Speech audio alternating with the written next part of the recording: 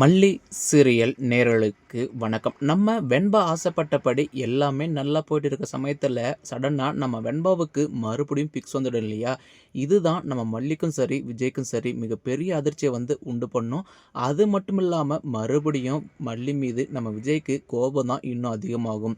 இந்த கோபத்தை பயன்படுத்தி நம்ம ராஜ் இருந்துட்டு புகுந்து விளையாடி விஜயோடைய அடி மனசுலேருந்து மல்லியை தூக்கிடணும் அப்படின்னு நினைக்கிறாங்க. அதுக்கு முன்னாடி சேனலுக்கு இப்போ தான் முதல் முறையாக வரீங்கன்னா மறக்காமல் லைக் பண்ணிட்டு வாங்க. வீடியோக்குள்ளே போயிட்டு என்னதான் சுவாரஸ்யமான விஷயம் நடக்குதுன்னு பார்த்தீங்கன்னா, ஒரு பக்கம் நம்ம வெண்பா இருந்துட்டு மல்லியம்மா டாடா நம்ம நிலாவை பார்த்து 3 பேரும் ஒன்றா சேர்ந்து சாப்பிட்டு ரொம்ப நாள் ஆச்சு இல்லையா, எனக்கு ஆசையாக இருக்குது டாடா, வாங்க டாடா அப்படின்னு இப்போ நம்ம வெண்பா சொல்லும்போது அதுக்கு மறுபேச்சு பேசாமல், ஏன்னா வெண்பா ஆசைப்பட்டதை எல்லாத்தையும் நிறைவேற்றியே ஆகணும் அப்படின்ட்டு இப்போ நம்ம மல்லியும் சரி விஜயும் சரி ஆசைப்படுவாங்க இல்லையா, அதுக்காக இப்போ நம்ம விஜயும் மல்லி மீது கோபம் இருந்தாலுமே இப்போது சரி வெண்பா வா போகலாம் அப்படின்னு சொல்லுவாங்க இல்லையா, மறுபக்கம் நம்ம மல்லியும் சரி விஜயும் சரி ஒருத்தருக்கு ஒருத்தர் மனசு விட்டு பேசாமல் திருன்னு முழிச்சிட்டு இருப்பாங்க இல்லையா, அப்போது நம்ம வெண்பா இருந்துட்டு டாடா என்ன டாடா பார்த்துட்டு இருக்கீங்க, எதுவும் பேசாமல் சைலண்ட்டாக இருக்கீங்க, என்னதான் ஆச்சு டாடா அப்படின்னு இப்போ நம்ம வெண்பா கேட்கும்போது மறுபக்கம் அதெல்லாம் ஒன்றும் இல்லை வெண்பா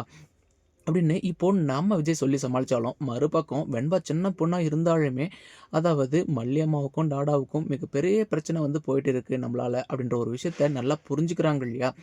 நாம தான் மல்லியம்மாவை ரொம்ப டார்ச்சர் பண்ணிட்டோம், நம்ம மட்டும் அன்னைக்கு 100 மீட்டர் ரன்னிங் ரேஸுக்கு மல்லி அம்மாவை கூட்டிகிட்டு போகாமல் இருந்திருந்தா இந்நேரம் இந்த பிரச்சனையெல்லாம் இருந்திருக்காது. எப்பவும் போல் டாடாவும் மல்லி அம்மாவும் சந்தோஷமாக இருந்திருப்பாங்க அப்படின்ற ஒரு விஷயத்த நம்ம வெண்பா யோசிக்கிறாங்க இல்லையா. சரி, நம்மளால் நடந்த ஒரு விஷயத்த நாம் தான் சரி பண்ணணும் அப்படின்றதுக்காக தான் இப்போது நம்ம வெண்பா இருந்துட்டு டாடா நீங்கள் மல்லி அம்மாவுக்கும் மல்லி அம்மா உங்களுக்கும் ஊட்டி விடணும், இதை நான் பார்க்கணும், அதுக்கப்புறம் நீங்கள் 2 பேர் சேர்ந்து எனக்கு ஊட்டி விடணும் அப்படின்ட்டு இப்போது எல்லாமே நல்லபடியாக போயிட்டு இருக்க சமயத்தில் மறுபடியும் நம்ம வெண்பாவுக்கு ஃபிக்ஸ் வந்துடும் இல்லையா. அப்போது நம்ம வெண்பா மல்லியும் சரி விஜயும் சரி ஷாக் ஆனது மட்டும் இல்லாமல் மறுபக்கம் வெண்பா உனக்கு ஒன்றும் நடக்காதடா அப்படின்னு இப்போது மறுபடியும் வெண்பாவை ஹாஸ்பிட்டலுக்கு தூக்கிட்டு ஓடுவாங்க நடுராத்திரியில்.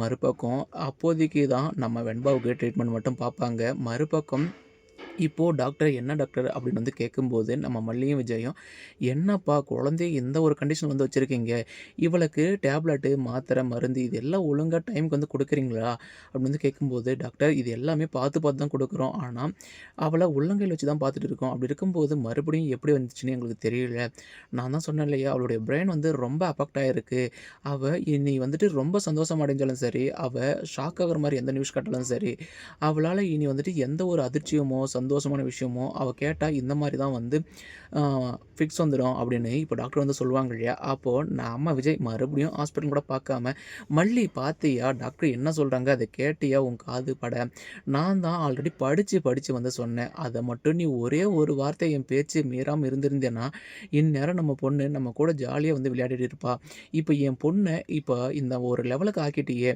அவள் எனக்கு ஏதாச்சும் ஒன்று நடந்தால் அதுக்கு முழுக்க முழுக்க காரணம் நீ மட்டும்தான் அப்படின்னு இப்போ நம்ம விஜய் இருந்துட்டு ஹாஸ்பிட்டல் கூட பார்க்காம மல்லியை கண்டுபிடி தட்டுறாங்க.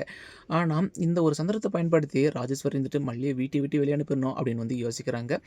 இதுக்கு அடுத்தடுத்து என்னென்ன சுவாரஸ்யமான விஷயங்கள் இன்ட்ரெஸ்டாக நடக்குது நம்ம மரம் சேனல் ஃபாலோ பண்ணுங்கள் ஃப்ரெண்ட்ஸ். தேங்க்யூ ஃபார் வாட்சிங்.